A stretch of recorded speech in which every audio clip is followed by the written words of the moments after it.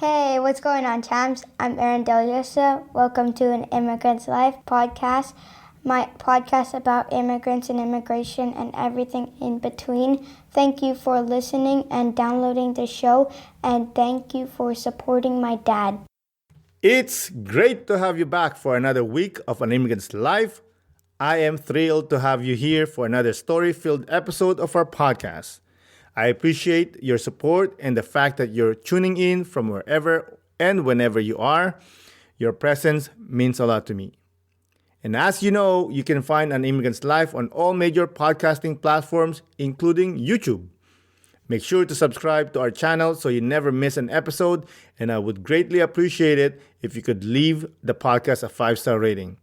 Your feedback helps me improve and reach a wider audience. In addition to the podcast, we also share more content on our social media pages. You can follow us at An Immigrant's Life to stay updated and catch audio snippets from our episodes. Now, before we talk about today's episode, I want to give you a quick warning. This particular episode includes a discussion of a sexual act that some listeners may find upsetting. If you're listening with a child or if you're uncomfortable with explicit sexual talk, please be aware of this content. I'm letting you know now so you don't go crazy on me and don't tell me I didn't warn you. Alright?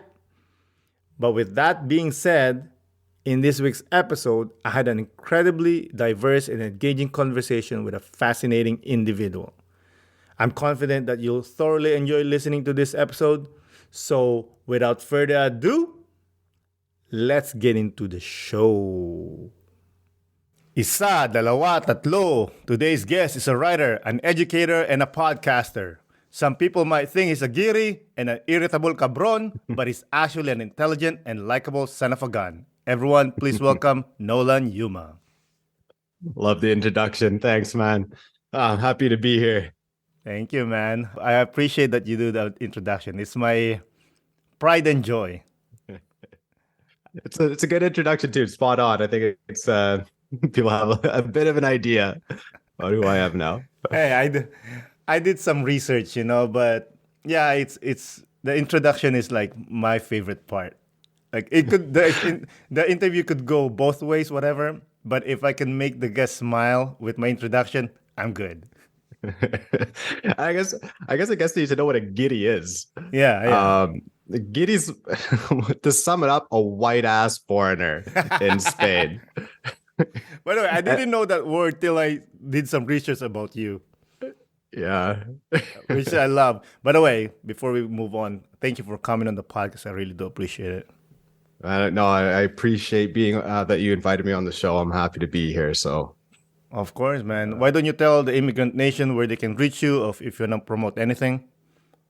Sure. So, where I'm focusing most of my efforts right now is on Substack. I've really been enjoying the community there. I'm kind of tired of all the short form content that gets pushed on social media. And on Substack, well, it gets pushed a little bit now with their new notes feature, but it's more of a subscription network. So there's a lot of long form stuff there. And I work as a writer. Well, Aaron, you were on my podcast as well. So I have my podcast, and now it's all on Substack, which is Born Without Borders. .substack.com, and there you can find a whole bunch of my contact information as well. And yeah, I'm always happy to engage with everyone listening to this show right now, because if you're listening to this show, I'm sure you're interested in immigration, the nomad life, third culture kids. So yeah. Mm-hmm. Hey, before we get to anything else, I want to put some background about you for the listeners. Born in Santiago, Chile, took your first step in Antwerp, Belgium, then grew up in British Columbia, and now lives in Spain. Let's dismantle that a little bit. Talk me from the beginning. So I guess pretty much the way to define myself there is a third culture kid, is what they say in psychology. And that's why I had so many identity issues when I was younger, probably still do. Pros and cons, like kind of a chameleon, feel like a world citizen, open to a lot of different perspectives. And then, the downside is never really knowing where home is, not being 100% sure about who you are. But the reason that all happened is my parents, they're They love to travel. Uh, my parents got married after 6 dates. They went on 6 dates, and it was just a couple weeks, and then they went off to Jamaica and got married, and they're still together. And they were just Wow. traveling, working odd jobs, always in tourism. Then obviously I was a surprise, right? With that lifestyle, I just oh shit, we're having a kid. And oh, yeah, then I was born in Santiago, and then first kid, so kind of panicked. And they're like, okay, well, we want to go somewhere that's wild but safe. And then Mm. someone told them British Columbia, and they're like, all right, we'll go to British Columbia then. And then they That's moved. not wild. Yeah, no, but the nature is wild, right? Yeah. But yeah, the longer my parents live in Canada, the more they realize how much less wild it actually is than Europe in so many ways, with all the rules and regulations, and yeah. Hmm. Yeah. I feel like British Columbia is like California of Canada, Yeah, right?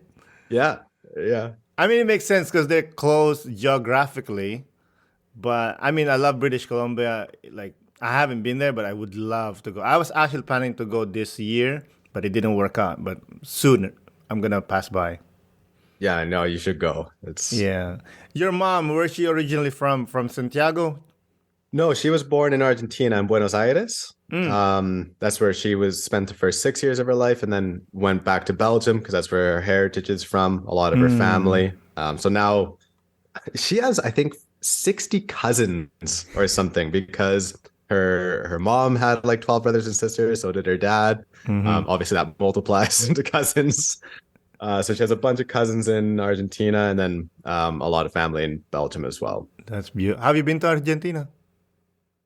No, No. no, which is crazy. My brother has a little brother. I didn't make it on that family trip. Mm. I've been great on the border. I've been in the Andes Mountains and Chile, and like I could see Argentina. Same as when I went to Patagonia. Mm. But yeah, never actually stepped foot in it. I could see it though. What's the reason why you haven't been there? I just didn't work out with that one family trip, and then just yeah, haven't planned to go again. Like I would like Mm. to go with my mom, or just with my family in general for the first time. Hmm. So yeah, I guess just waiting for that opportunity to come back when we're all available. Hmm. When I was doing some research on you, I stumbled upon this beautiful, amazing Vancouver Poetry Slam that you did. Oh, that's a long time ago. I was like, yo, this is cool, man. Thank you. You liked it? Yeah, I do. Listen, I when I think was, parts were. go ahead. I was just gonna say, I think parts, now that I look back on it, were felt a little bit pretentious. I don't know, You're just young, it's like, dude. yeah, yeah. When you're young and you start out writing, you're like, oh, I know a new word. I got to use this word. Most people don't know it, so it makes me look smart. It's like, Bro, you and me, homie. And then like you're like going even in a conversation, you're gonna try to squeeze in it in a conversation. Like, look at me, bro. I'm smart. yeah, And then you'll yeah, never use it again because you don't know how to use it because you forget it. exactly. So how did you get into poetry slam? Um, Man, I just like all sorts of writing. I also Mm, love performing, so obviously performance writing makes sense to do a poetry slam. mhm, Um, yeah, but I kind of got out of it in Vancouver.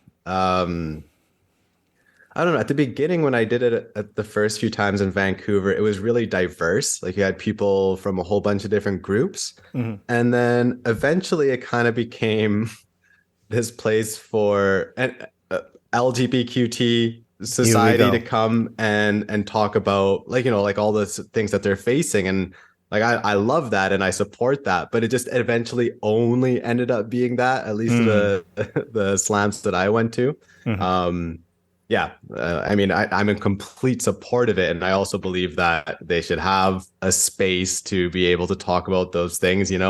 But it was just like it didn't feel as diverse as it used to be, and maybe that's changing again. But yeah, yeah, I get it. I guess it went too left. Do you feel white guilt? no, No. no, Amazing. I don't think so. Um, yeah, yeah, no, like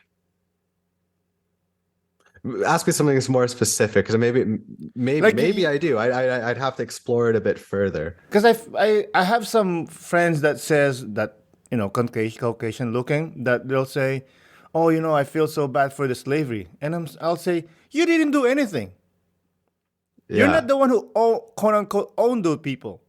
You just, unfortunately, you kind of look like those people that own those people. yeah, That's what I mean. Like something like that. yeah. No, I've never felt.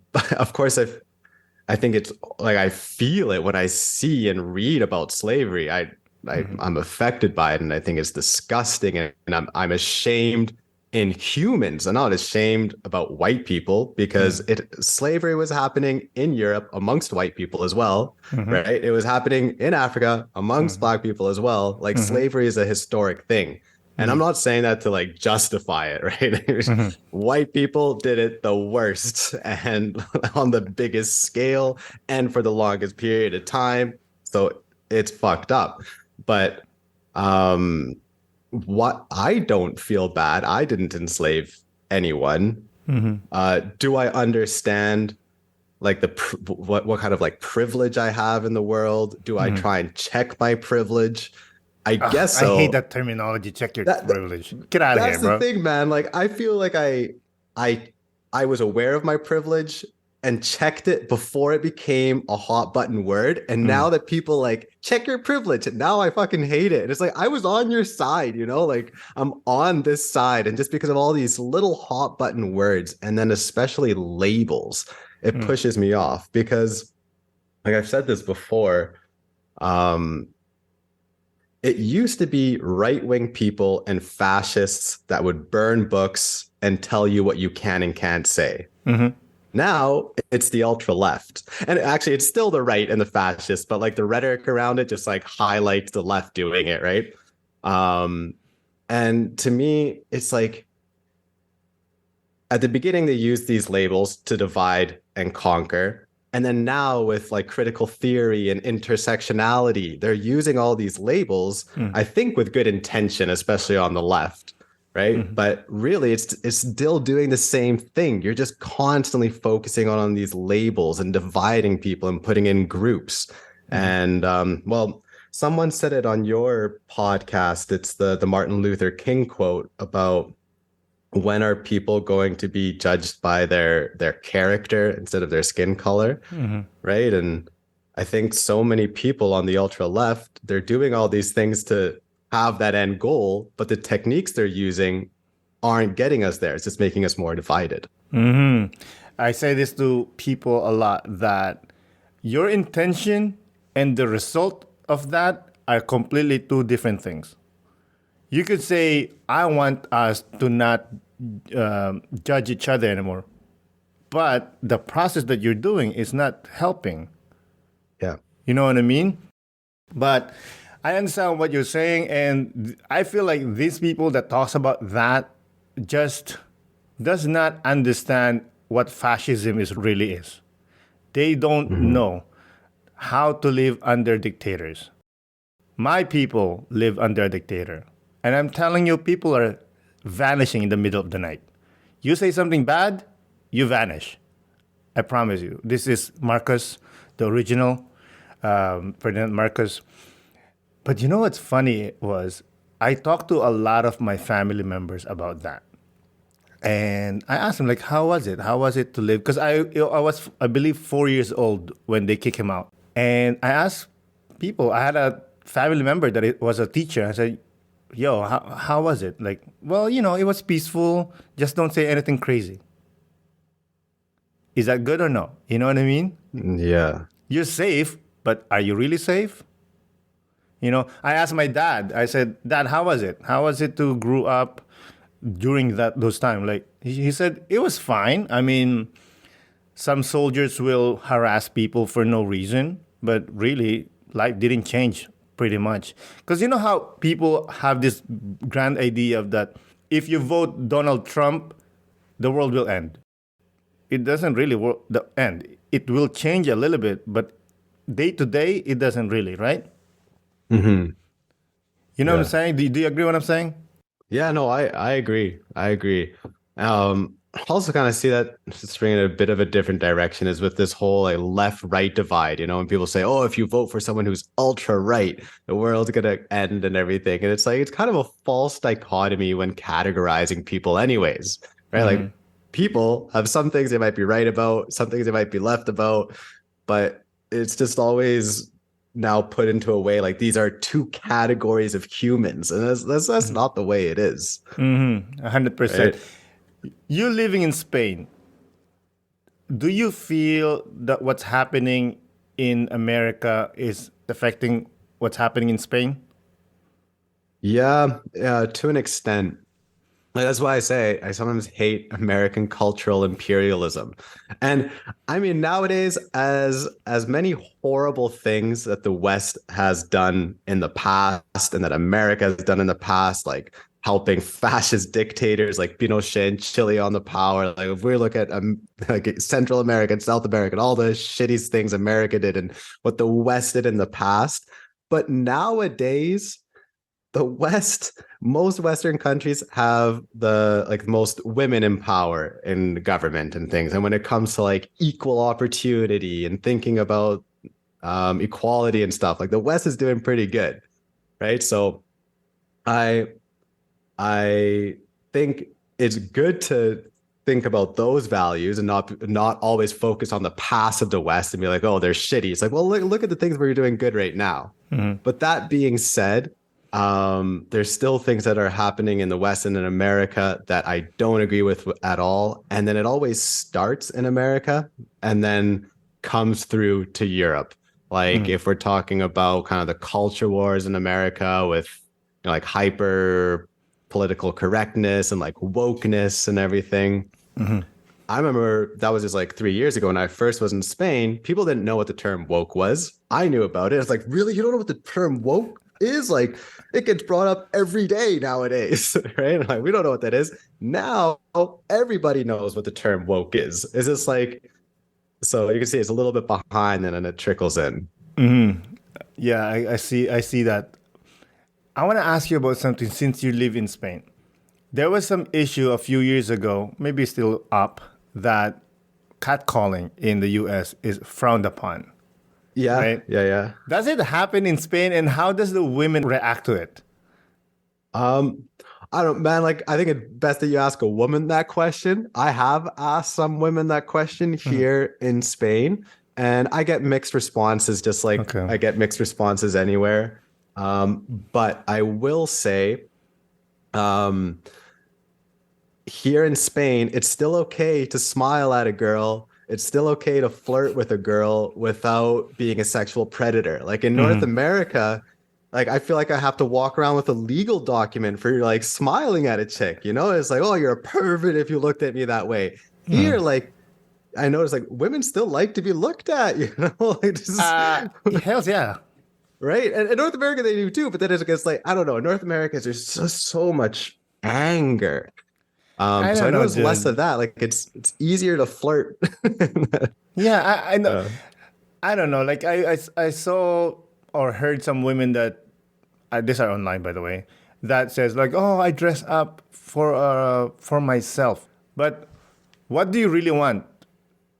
Why would you make yourself beautiful, put makeup on everything? You want attention. Again, not the pervert's attention, but men attention. But do not say that you're doing it for yourself 100%. No. mhm. You're like a peacock. You're trying to beautify yourself and say, yo, what's up, yo? This is what I look like. I'm beautiful. That, Yeah. by the way, that goes about men too. That's why we buy cars and, I don't know, work out and do stuff. We all want to be appreciated and looked at. Again, not Yeah. in a very, pervert way, but still, I just don't like that way. I Oh appreciate yeah. that. Hmm. I experienced the double standard there. Now, before I tell the story about the double standard, I want to highlight that I understand that I am an exception here, and that women, on the other hand, have to deal with this shit every day in the office. And I understand that women have it way harder than men when it comes to this shit. Mhm. But I'm just putting out from my own personal experience to have just to point out the double standard and also just to think. not where what happens when you get the power all of the sudden. Because we always think about when we're talking about this, like women versus men, but it's really like who has the power. And that's why I'm totally pro like women having more power, and also thinking about all the shit that happens in the office, and men, like those type of men, definitely need to smarten the fuck up. But anyway, so that all being said, I worked as a fitness model. I worked as a go-go dancer. Really? I want to talk I about did that all, later. yeah, I did all that stuff. So I often helped out, or I got paid, because it's not really helping. I got paid to dance on the floats during Pride Parade, the gay parade in Vancouver. And I would do it all the time. It would usually be for like TD Bank or Trojan condoms. And I'm a straight guy, right? But I'm totally on the side of the LGBTQ society community, all that. But I was there working, right? But since I was there working and dancing and everything like that, a lot of the women, I guess, assumed that I was gay. But I would be there shirtless, you know, provocative, pumped up. And what I noticed was that women would start slapping my ass without asking me, start rubbing my abs without asking me. Of course I liked it. I didn't mind. But it just goes to show, it's like all of a sudden they're in this environment where it's like it's free for them to have that power and to do that, and then they take advantage of it right away, right? So, and not that it affected me in any way, but it's just like I noticed, like, holy shit, they're acting like the dudes in the office right now. I 100%. I agree with that. Like, you know, I don't like the double standard, and I find a lot of commercials now, most of them makes the man look like stupid, or a man child. Like a great example is one of these, I think it's an insurance company, and the woman's talking about the insurance, and the guy is just, they're on this, like, what I think some sort of a Segway, this machine that you hovercraft kind of. And in the end of the commercial, the guy falls in the water, and then the woman's like looking disappointed. That's double standard. That's sexist, right? Yeah. God forbid you put the man talking smart shit, and the woman's like, spinning around and falls in the water. Guess what's gonna happen? That thing's gonna get canceled. Yeah. This is what I mean. Like, I do not appreciate the double standard. I do not appreciate that people are, if you're saying what I'm doing is racist or man is doing racist, you cannot do the same thing. Like, and it creates, I find, most of the time, bad art. Like a great example is Ghostbuster, the women edition there. That's a horrible movie. Like, I actually love women protagonists as long they're badasses. Great examples, Alien. The recent Ghostbuster, the kids, Ghostbuster, the main protagonist is a girl. She's a badass. You know why? Not because she's a girl. She's just a badass. Yeah. You know what I mean? The best example, I think, from recent years, what's the movie Nomad? And I forget the actress's name. She's also the one from three billboards outside Ebbing, Missouri. Yes, I know her. The main character. Yeah, I forget her name because she's not in all the see her stupid face. celebrity She's blondie, magazines and everything. She's like so good, though. Yeah, what's up with the movie? Well, I was gonna say she doesn't really play in any of like the Hollywood blockbuster shit. She only plays in brilliant movies, and she's always just the badass female protagonist, right? But I don't see her getting involved in these like conversations, like, I don't know, like the women playing superheroes and everything. She just creates amazing art. Yeah, like the most recent one that I say that I enjoyed a lot, that the protagonist is a person of color, and not because she's a woman, the character is amazing. No, because she's a badass. It was Triangle of Sadness. I haven't seen that. Okay, the one of the main characters, she's Filipina, right? And she's a badass because she's a badass. That's the only reason. There's no like, oh, by the way, she's cool because she's a person of color. No, Yeah. she's just a badass. All right, leave her alone. Yeah. Anyways, let's change topic a little bit because I really want to talk about this. Living with in-laws, your book. What's going on here, Yeah. man? I love this one. I haven't got a copy yet, but I was reading a part of it, and I find it really funny. Like, do you like David Sedaris? Oh man, good call. You're smart. He's the that's what gave me the confidence to write the book. So I was actually writing this book for just jotting down notes the whole time I was living with my in-laws, right? 4 years. Ex-in-laws now. A little bit of a spoiler in the book, but that's okay. And I was just always jotting down all the interesting stories, all the interesting notes. And I was like, how am I going to turn this into a story? Like every time I started writing, I was like, it's kind of coming out in short stories. And I was like, yeah, there is a narrative that connects everything. But I was like, I'm really loving these short stories, but who the hell reads short stories? Short stories don't get sold anymore. That's a thing of the past. And then I was like, oh, it's also kind of like an essay format a little bit. And then I found David Sedaris and I was like, whoa, this guy's successful. Maybe I could do it too. Yeah. So, when did you publish the book, and how was the writing process was? I got a double check when I published it. I think it was 4 years ago or three and a half years ago. So as I said, I already had all the notes and had a lot of stories in mind before. And then I moved to Spain and we broke up. Well, she broke up with me.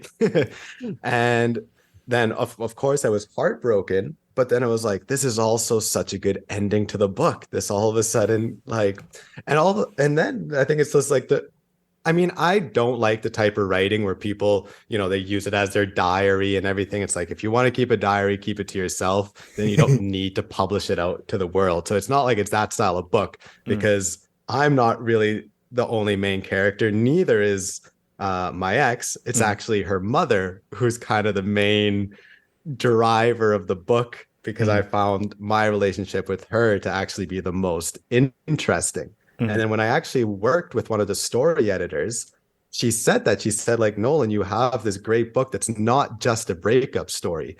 It's about finding a sense of home. And there's also this relationship with the mother-in-law that's so interesting. And my last chapter ended kind of near the breakup. And she's like, you can't do that. This isn't a breakup book. That'd be so weak from all your other things you have set up.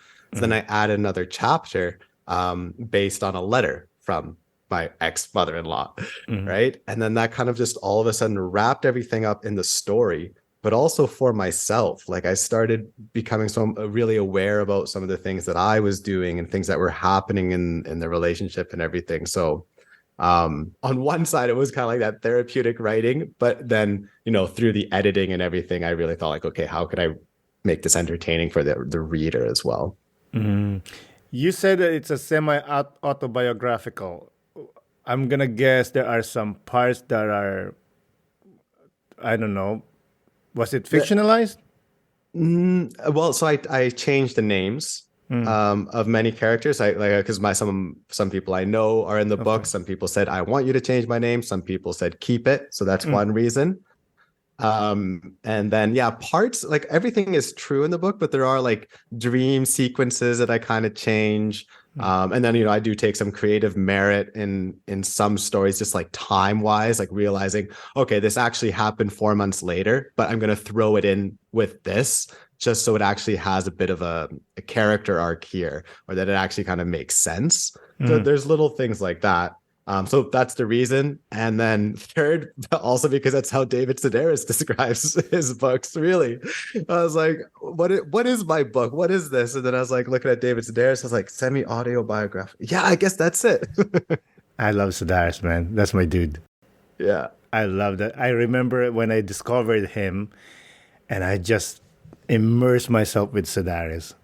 And I used to like writing. Well, I still do, but I don't write as much anymore. And I remember writing this story one time, and I was like, yo, this is sounding like Sedaris. Like, I gotta stop. Have you found yourself doing that, you as a writer, that you're currently writing a book and also reading a book, and you find the voice, you're kind of slowly, the writer's voice is going to your writing? I try not to, and I think I have a pretty distinct voice. Like when someone reads my work, like, yeah, that's Nolan, or even just any opinion I share or anything like that, it's like, yeah, that's Nolan. But more so with plot devices, structures, like, certain techniques, but with the craft, I definitely try and take that from other writers and try and adapt that. The voice leaking through, actually, again, with Sedaris, happened a little bit with the book Living with the In-Laws, because I saw how much success David Sedaris had with being so honest about himself, and also honest about his flaws. So I am pretty self-deprecating in the book and really honest. And now that I read back on it, it's almost like, shit, maybe I was almost too honest, but in the sense of like naive dialecticism, like where there are multiple truths in a person. And I often, in a situation, decided to show the worst side of myself, rather than I could have like also highlighted the good part of myself within that story, right? Because there's always, I don't know, I think I have a little bit more of like an Asian mindset there, almost like having an holistic approach where there's two possible truths, and I focus so much on the negative stuff because I saw that's what Sedaris had success with as well. I was like, you know what, I'm gonna do it. And now it's like, oh, maybe I shouldn't have been that that open. Why? I mean, that's you, Yeah, right? but parts of it's like not me anymore, which is interesting too, right? Like I think people should focus on the arc. In the book, you do see the character arc of someone from his mid-20s or young 20s to mid-20s, and going to university, and how I changed and matured in many ways, kind of. But yeah, it's like, did I need to be that naked in my writing? Yeah. And that, if you read the book too, when I say that naked, it's definitely has two meanings, because I definitely write about all the times I got naked for people for money as well. So I was gonna say, I was reading parts of it through Amazon, and I was looking at the reviews, and there were a few that are very critical, right? Do you read the reviews, and how do you approach mentally the negative reviews? I almost prefer the negative reviews, just so I can kind of learn, and because I'm always looking for ways to improve. But the reviews on Amazon are all really good. Like there are, it was like 17 reviews or something, I think, and 16 are 5-star ratings with like a lot of notes about the comedy. And there's one that's a 4-star rating, and that one's critical, but I loved it. It was so helpful. And it was a really detailed one, and yeah, it just made me think about, okay, what can I do in the future to be better? Before you publish the book, was there a part of you that says, I don't know if I should post this because this is me, this is a part of me, this is my soul, I'm going to expose to people? Well, not about myself, more about the people in it. I mean, they all knew that I was going to write about my life, and that I am a writer, and that I always write about my life. So like they knew that from the beginning. At the beginning, they were way more open about having their names, their real names and everything. And then after it was like, no, please change the names and everything like that. And then, just changing certain elements to make sure that they're okay with everything. But as far as myself, I don't know, man. Like, me, I wear my heart on my sleeve, kind of. I'm so open. I don't mind putting myself out there in the world. Amazing. When is the new book coming up? I don't know. Right now, I'm just busy with the Substack. So right now I'm writing a bunch of essays. Not quite like the Sedaris anymore. They're a little bit more academic, but academic with humor.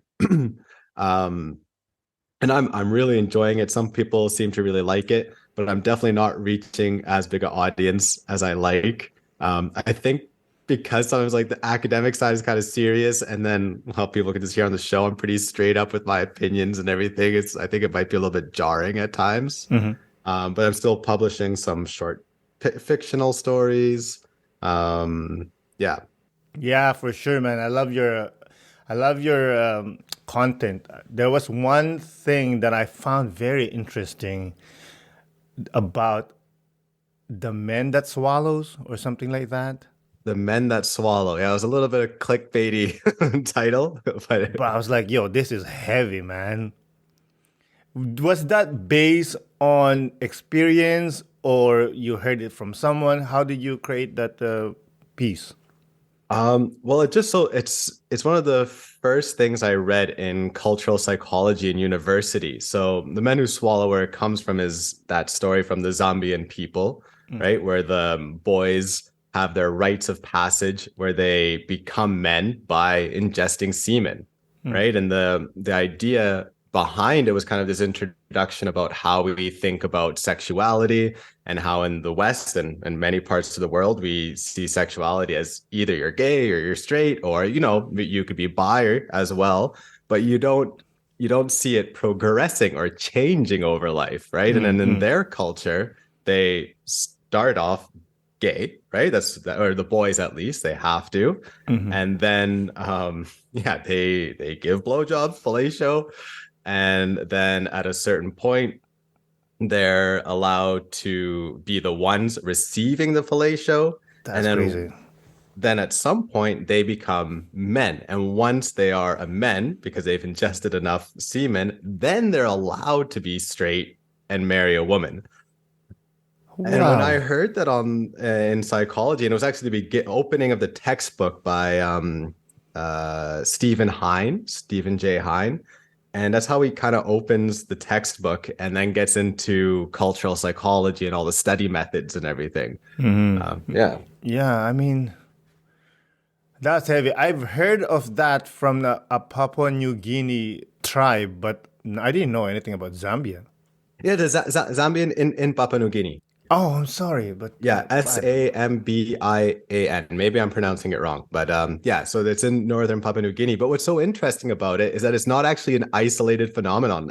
There's another tribe somewhere, I think it's in Africa, and it's the same type of idea, except for ingesting the semen orally, it's anally. oh my god! Yeah, Wow, that's listeners right now heavy. are probably thinking, man, you guys are quite I the know it's so topic. hard, eh? But Hey, you know what, dude?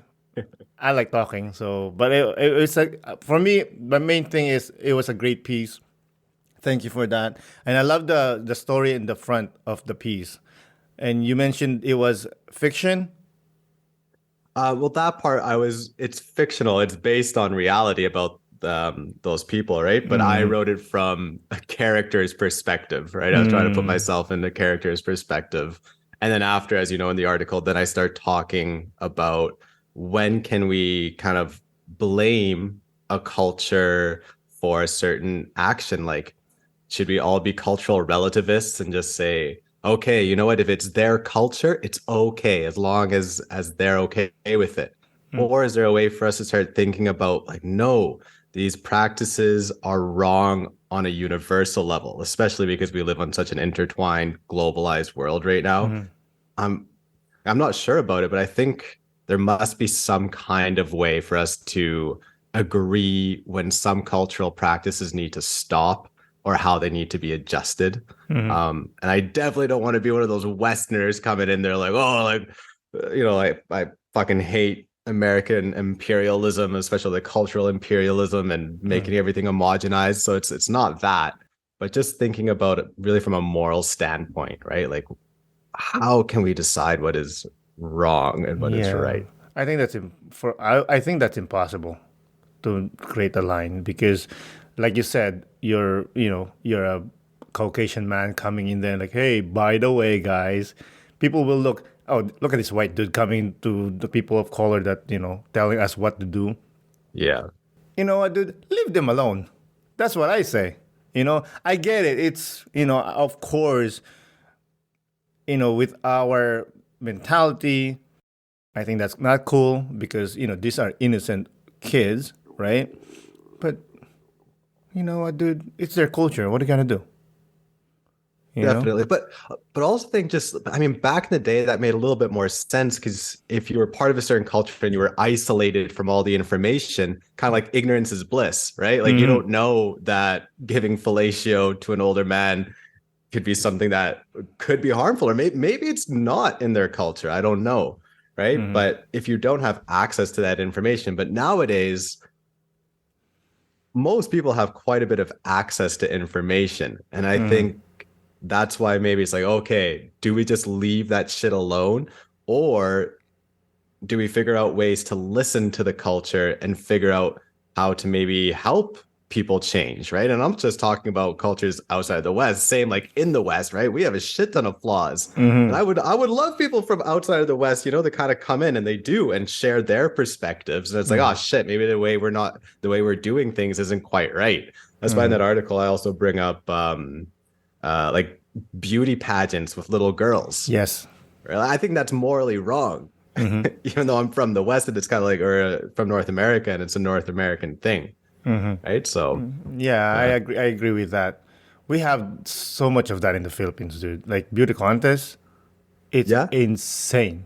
Like we tackle or we approach beauty contests or specifically Miss Universe like it's Super Bowl. Like it's the biggest thing in the whole wide world. And I'm like, and you know how now that people are talking about beauty standards? But we still approach it that way. Now, if you're a Westerner going back to there, you could say like, this is wrong. There's a beauty standards and whatnot. Bro, there's a reason why they're beautiful. Why there's a standard, You cannot just, you and me, you're a good looking son of a gun, But hey, are you Brad Pitt? I don't think so, homie. And that's okay. Yeah. Yeah. Yeah. I feel like I get hate. I don't share this opinion very often because people kind of hate on it, but I don't really mind the beauty standards that are really high, unless they're unrealistic. Like for women, like a lot of the time in magazines, you see it's altered afterwards where the woman's head is actually bigger than the shoulders, and that's promoting like anorexia and shit like that. Like that, those kind of beauty standards I'm against. But as far as like dudes and like, like the super muscular guys and everything, that's one of the reasons I'm so fit. It kind of like got me into it. And I know it's kind of a superficial goal, but hey, it makes really you feel got good, me into dude. fitness. And yeah. And makes you feel good, good. makes you feel healthy. What's wrong with that? I agree with you. But I'm talking about, how South Korea, they're famous for, what do I call this? Like, Jesus Christ. Cosmetics. Like they'll fix their faces. They're so famous for that, right? That's their thing. Yeah, that I don't like. I don't like that. Like fixing your face to make yourself quote unquote beautiful. That's not cool with me. But if you come out that beautiful, hey, you cannot tell someone you cannot be that beautiful because we cannot be that beautiful. Yeah.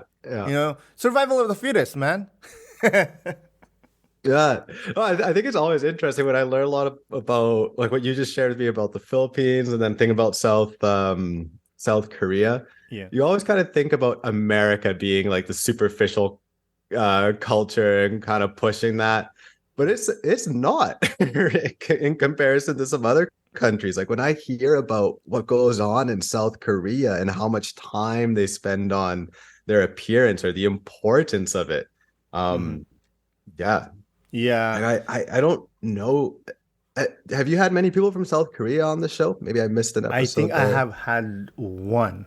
Yeah, I think I had one South Korean. Why? Why did you ask?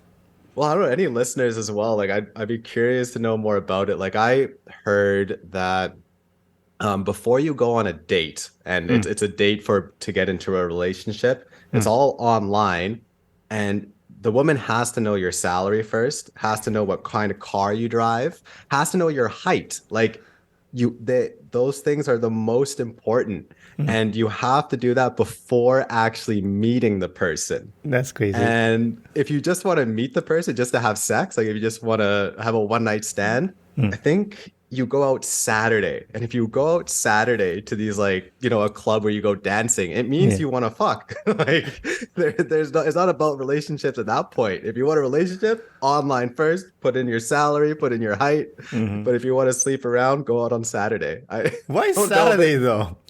I don't know. That's why, like, I'm throwing it out there. I'm not 100% sure about this. I have to look into it more. This was just, yes, it's just someone told me. So, I used to love to write as well, short stories, poetry as well, but more short stories. That's actually how the podcast started, An Immigrant's Life. I've talked about it ad nauseum, that I was collecting the stories of immigrants, and then there's a voice in my head that says, hey, you need to save this story. So I started writing the stories. I was actually going to do short stories collection, which I did, and then I stopped. Life happened, and then podcasting showed up, and I said, oh, you know what, dude, maybe I'll do podcasting. Yeah. Man, you should, I think you should try out the writing like on Substack as well. You could put some of your episodes of the podcast on Substack and maybe write stories in relation to the episodes. I've kind of thought about doing that on my podcast as well. Like from all the things I'm learning from the guests, and then writing maybe even a fictional story just based on the information and kind of connecting the two. I get it. Bro, I'm lazy. Okay? I got so much stuff to do. You're not lazy, man. You got a podcast. You're an artist. You have kids. You have a job. And you're pulling it all off. I know, but here's the thing with me. If I get into something, I want to be the best at that thing to myself. If I'm going to start a Substack and writing again and all this, you know how hard writing is. It's so difficult. It takes so much time, and especially me, I'm so self-deprecating. I'm so hard on myself. I heard this podcast from Malcolm Gladwell about two type of artists. One that does an art and then it's over, it's finished, it's perfect. That's Picasso. And then I believe it was Matisse, that he will continually work on the art over and that it'll never end. I feel like I'm that guy. I'm Matisse, Yeah. Are you a type of Picasso or Matisse? Yeah, while you were saying that, I started thinking about it. I don't know if I could be either or, maybe a little bit in between. Maybe a little bit more Picasso. Like at some point, I'm just like, I just want to get this out there. I want to get reactions, and then I can always change it after.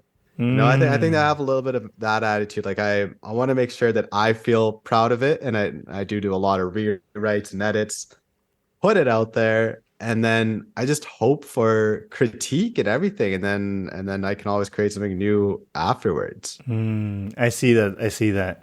Has it ever happened to you that you write something, you put it away for I don't know how long, and then all of a sudden you see it and you start reading it and you say, yo, this is good. Who wrote this?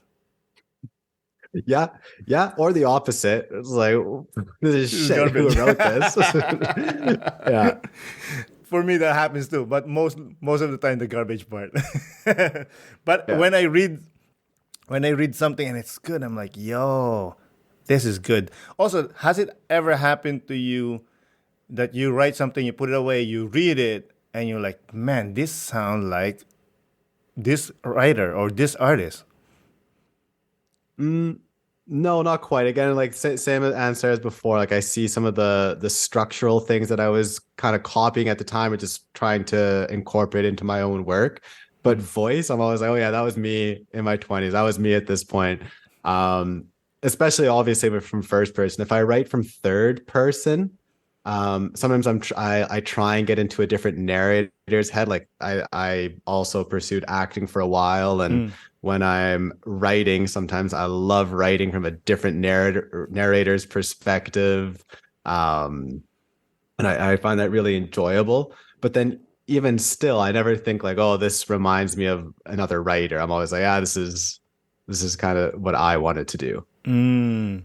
I say that because I remember specifically one of my poem that I wrote, and I was reading it. I'm like, yo, this sounds like Cohen, Leonard Cohen, Yeah. which I was a big fan, which I'm a big fan. But during those time, I wasn't listening to him. But it's like, man, this. I'm not saying it's a good Oh, as good as interesting. Cohen's poem, but I'm like, this sounds like him. I mean, I'm proud of it because it's such a good poem, but Yeah. it's one of the my fear as a writer that like I don't want to write something and post something and then comes out like, yo, this is not your line. This is someone else's line. Hmm. Well, I don't know. I'd have to read it to have anything to say about that. But I'll I send it to think you if then. I think if you're not trying to copy someone and there's something that's similar, um, I don't know. I hate that shit, We man. could get into a whole conversation about that too. When it's like, when is it stealing someone's idea? Like, is art something that you can claim as your own? And it's Sure, a little yeah, bit let's get into it complicated because there. offline we're talking about AI tools, right? So Okay. let's talk about that. And with this, like, when is art and who really owns the art? Like, did you really write that, or the muse whispered it to your brain? Yeah. Um, I think the older I get, the less fear I have that people are going to steal my ideas. Also, probably because my ego's smaller than it used to be. And it's just, um, I mean, like it's kind of like as you said, the muse, right? What is an idea? What is consciousness really? Like we get a Mm-hmm. whole philosophical conversation there, but I think what is consciousness and what is art kind of ties into one another, because these are some ideas that just kind of pass through you, Mm. right? And it makes me think of the Bill Hicks quote, "We are all one consciousness experiencing life subjectively." Mm. And that also kind of makes me think about the ideas and stuff like, is it just me, or I'm just part of this ride, and I'm lucky enough that this idea came to me in a way that my brain was able to process in with its knowledge of craft, right? Like Mm. someone who has no knowledge of writing craft might have had the exact same idea as me, They but won't. since I had the craft, I was able to like do something with it. Yeah, I see Um, what you're saying. How I approach this is, if the muse whispers it to me, like word by word, I'll say, yeah, okay, this is someone's idea. I don't know whose person, but this is not me because that they yeah, give it to me. But if it's a line and then I have to work on it and use my tools, then I'll say that's my idea. okay, okay. Like So there's some poem that was whispered to me. I'm like, yo, I'm gonna write this down. This is mine yeah. now. Well, okay, then bringing it into AI, what do you think about what everyone's saying with AI and like Chat GPT? Like, who owns these answers? Are people stealing the work from other people by getting these answers from AI? What do you Yeah. think? I mean, really, like Chat GPT and AI. By the way, I've been using AI now recently, especially with the posts and whatnot. I don't know, to be honest. I haven't had a chance to think about like who owns it or who thought of it. But for me, okay, this is how I use it. Like, okay, if I'm gonna write something about something, not a story or a poem or whatever, I'll write a word or a line or whatever, and then Chat GPT will give me something or whatever else. And then from then I will create my own, Hmm. you know? So am I stealing an idea from someone? But really, we're all standing on shoulders of giants. Let's not fool around, right?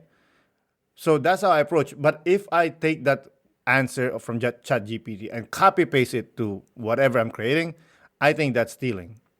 From someone, I Yeah. don't know. Yeah. If you're gonna copy and paste full answer, I have to think about it a bit more too. But so far, with my experience with ChatGPT and like using some of the art AI and everything, has this been a way to make the writing process and the creating process faster? Yeah. Like I don't feel like it's gonna take my job. I don't feel like it's making me less creative. It's just aiding me in the creativity. That's how I approach it too. Yeah. And I mean, a lot of listeners who are probably like against AI might all of a sudden have like a list of reasons in their head right now saying why it's horrible. Yes, I know. I've read the comments. I know there chances are it could be really bad, but I don't know. I'm just focusing more on the positive with it right now. And it's almost like that whenever there's a revolutionary invention, right? People are always like, oh, everything's gonna change, everything's gonna go to shit. And it's like it doesn't. No, you know what? Right? Cars are good over buggies. Okay? You know what I'm saying? Like Yeah. I feel like that's coming from fear. Most of the people's Yeah. comment is just coming from fear. Like talking about that now about writers, the American writers are on strike right now because they fear that AI tools are replacing them. Well, write better. I don't know, dude. Yeah. You know, stop remaking old movies. Yeah.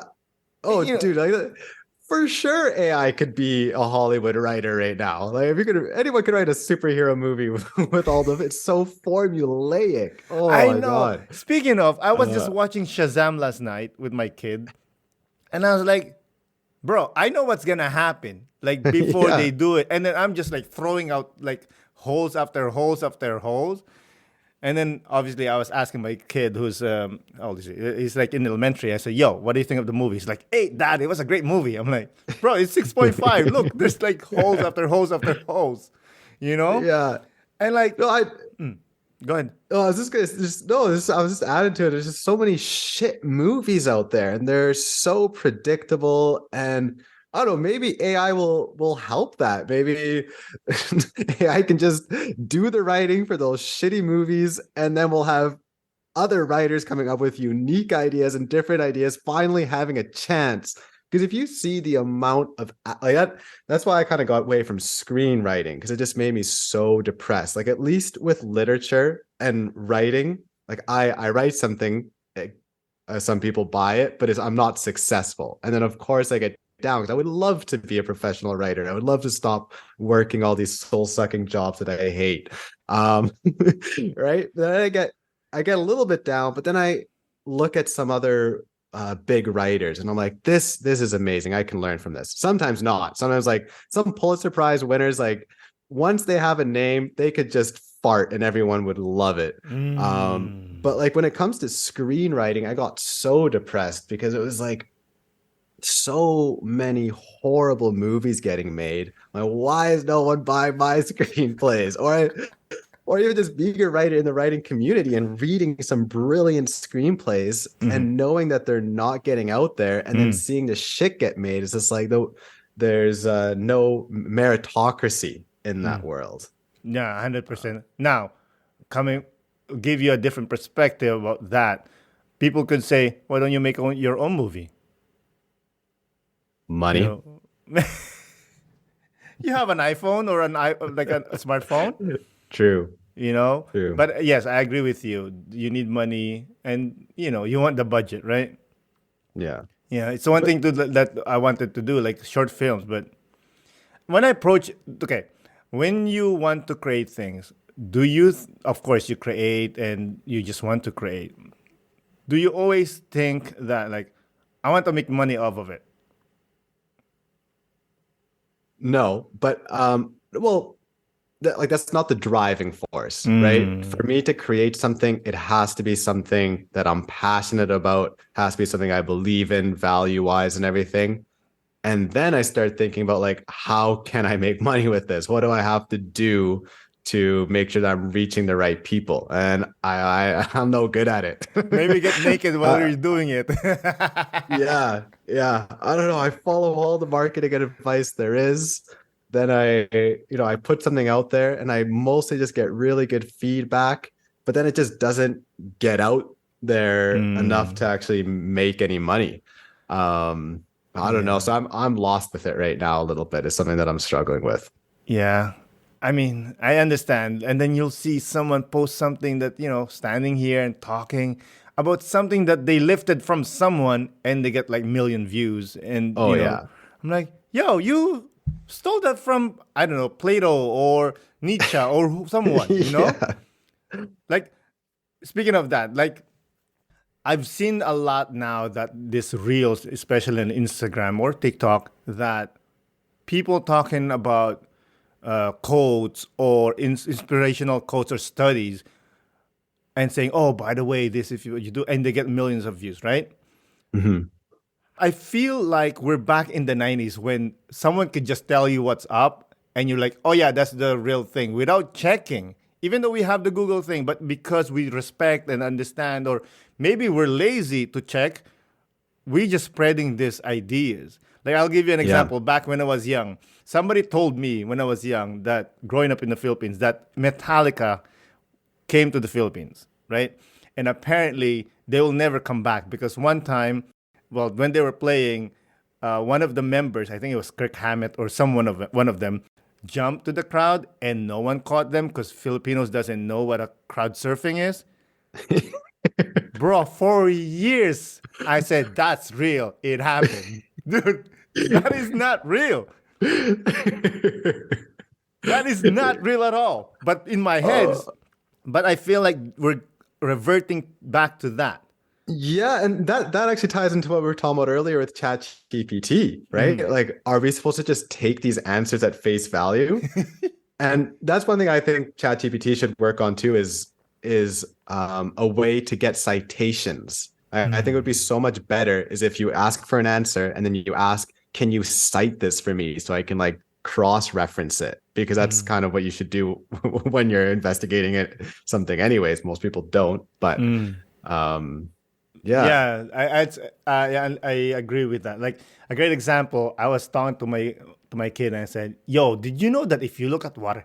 By the way, I saw this on Instagram. I never check if it's real or what the study's about or where it came from. I just told my kid, I said, "Yo, did you know that if you look at water for like whatever amount, it's gonna make you feel good?" Thankfully, I'm raising this smart kid. So I'm like, "Dad, how? Tell me how." I said, I don't know, dude. It makes you feel good. I'm like, well, tell me how. And I was like, you know what? It actually made me Google and read about the study, which was done in UCLA.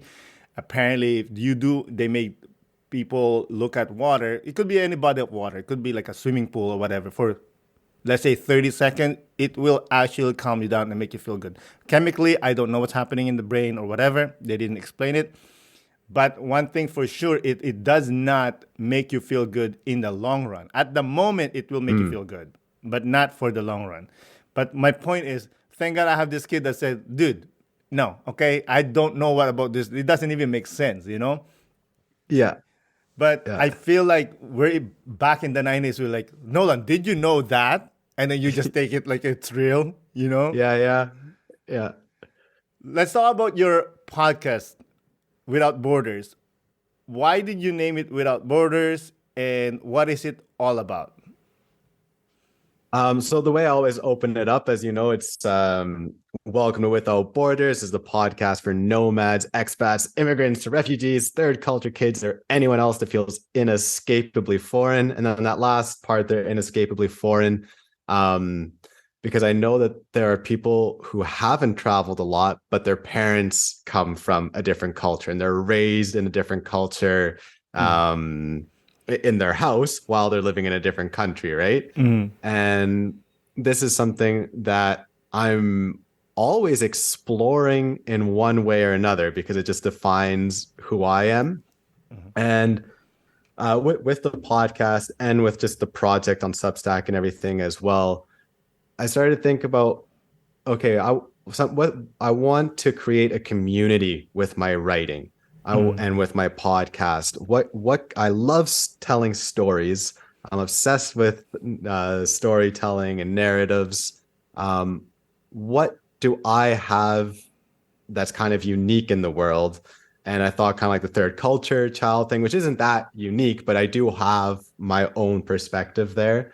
And I started just wanting to share other people's stories to break down borders, because I think one of the main problems in the world is like just having these divides between people, and people just kind of being boxed in their little cultures. And I think that's where a lot of the arguments and everything come from, right? Like another thing I'm really passionate about is the environment and climate change and everything, but there are people that are just way better than me and way smarter than me in that field. But I was like, what is one of the things I'm the best at? What am I really good at? And it's like thinking about culture. Yeah, it was like really just culture and like breaking down borders. It's just something I've always had throughout my life. Like people always like, no man, you make me think differently about this. And I guess that's kind of what I wanted. I wanted to help people think differently, and also for myself to keep thinking differently and getting new perspectives. Speaking of borders, there was an episode that you released, was a guy talking about not having physically, like no borders at all. What's your opinion about not having borders? Do you think, like, especially in Europe, like you can pretty much travel all over the place, not like in America and in South America and Canada? Do you think it helps, or do you think it's detrimental? Well, in Europe, like, so Europe's example, I think is excellent. I think the rest of the world should start copying it when it's possible, and if it ever will be possible. But like no borders, no, and that's also what I don't mean like without borders. I'm not one of those people promoting like there should be no borders at all, because there are good things about borders. They kind of keep linguistic heritage, which I think is a really important thing, right? Borders, they also help to keep terrorists out and things like that. Like, I'm not one of those people who's like, oh, look at those terrorists, right? But just like keeping certain values of that culture alive, keeping the language alive, and then also, it aids in regulation of laws and everything. So I understand why the borders are there, why they're necessary. And that's just like here in Europe, there are still borders. There's still a lot of effort and work put into keeping certain languages alive that are dying out. And borders help with that. What I mean with like without borders is more of this borderless thinking and people going beyond these borders, people breaking these borders. That's kind of what I mean. And then, in the more technical sense, I am definitely very pro like ease of immigration and things like that in most cases. Not in all, but like in most cases. So I do believe in more lax borders as well. And that's something I want to promote with. That's like one of the other things with the podcast. I always try and share people's immigration stories to show like, look what immigrants want to do, and kind of just to counter that negative rhetoric about around immigration and immigrants, because the vast majority of immigrants want to do something better. They want to create a better world. They're there for the country. They're willing to adapt to different cultures. But of course, whenever something negative happens, it just gets thrown out there. So just trying to throw out more of the positive stories. And then throw out more negative stories about bureaucracy, because I fucking hate bureaucrats. And any bureaucrats listening to the show right now, I don't think we always willing. Okay, I'm hoping for a rebuttal one day. But I swear, I don't know what it is about bureaucracy, but it just seems to attract the laziest, most sadistic people, like people that just don't give a fuck about humanity, want to do shit all, and then they just like love to have the power with some papers in their hands. I hate that too. But I see what you're saying about the bureaucracy. Is just it stops people from improvement. Yeah, from progress. It limits progress. Right? Yeah, exactly.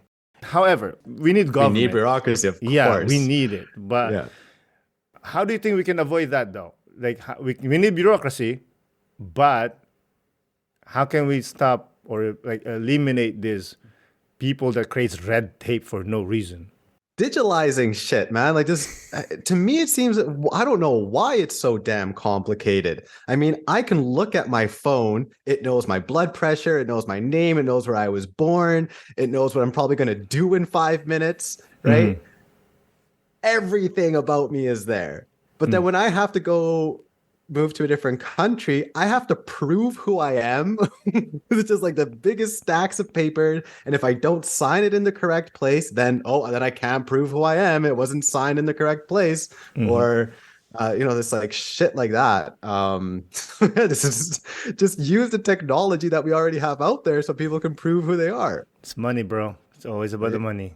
Like, yeah. Because if you say that digitalizing things, you will have to cut a lot of people's work.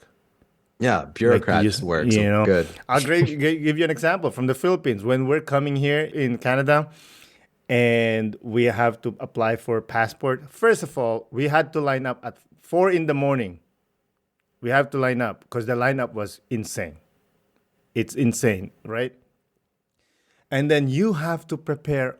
Think of any documents that is possible that is connected to you. You have to bring it. They were asking for my grade 1 ID from school. Who keeps that shit? Like, they were insane. Insane. That is insane. I was like, yeah, that type of shit doesn't make it doesn't make sense, right? And then it's funny thing when we got into the line. We lined up 4 a.m. We got to the line. I think it was like, I'll say about 4:30 p.m. Under the Philippine sun, the heat of that sun blasting into your head, and you're just waiting and waiting and waiting. We finally got to the window. Thankfully, the girl said, "Okay, good, you're passed." My sister got canceled because apparently she didn't have her grade 2 ID. Who keeps that shit? Insane. One of my stories, and I mean, okay, so here's where I check my privilege. I realize I'm very fortunate. I have 2 passports, Canada and Belgium, 2 of the best passports in the world. I've got pretty easy traveling. I'm white, right? Like being white in an airport, I have noticed the difference. Like I realize the privilege there. But then even I have to deal with shitty things. And then I realize, oh my God, if it's bad for me, it must be so much worse for so many other people. Like here in Spain, I even had a lawyer. Okay, another privilege thing. I was able to afford a lawyer. He gets everything organized, tells me what I have to bring. One of those things was having health insurance, right? I had health insurance. He checked it. He said it was okay. We get to the office. Says this health insurance isn't valid. We need the dates of how long you've had it, and that you're gonna have it for a full year. I had to have proof that I was gonna have it for the full year. And I was like, please don't kick me out yet. Just wait. Like espera. And I call the insurance company, which was Safety Wing. And they're like a nomad insurance company. They're awesome. They picked up right away. They sent me the document right away. And I was like, I can print it right now. And then they're like, you know what? That's actually not good enough either. And I was like, what? You need an insurance from a Spanish company. And I looked at the lawyer. I was like, I paid you, man. Like you told me all this shit was in order. Yeah. And what happened? Did you get the papers or not? No, I had to set up another meeting, and then it wasn't working. Oh, and then counter argument to my digitalization. Because they've become modernized and everything's digital, you have to do everything via their website. They don't pick up their phone anymore. But the website doesn't work most of the time. So it just took months again. Well, yeah, but that's not about digitalization. That's just their website being garbage. Yeah. You know what I mean? Dude, I think we're there. It's been such a pleasure talking to you. I really do appreciate it. Before we close out, do you have any last remarks or anything you want to say? Not really. I'm just grateful to be on the show, and anyone else listening right now who is an immigrant, a refugee, third culture kid, please check out bornwithoutborders.substack.com. Any critique you have on the things I said today, I'd love to hear it as well. I'm always down to get into discussions, get new ideas, and to form a community of people that want to break down borders. Beautiful. My man, Nolan, thank you so much for coming on the podcast. I really do appreciate it. Thanks, man. Have a good evening. Bye. Again, Nolan, thank you for coming on the podcast. I really do appreciate it. Thank you, listeners, for listening. This is Aaron Del Yosa for An Immigrant's Life. I'll see you guys later.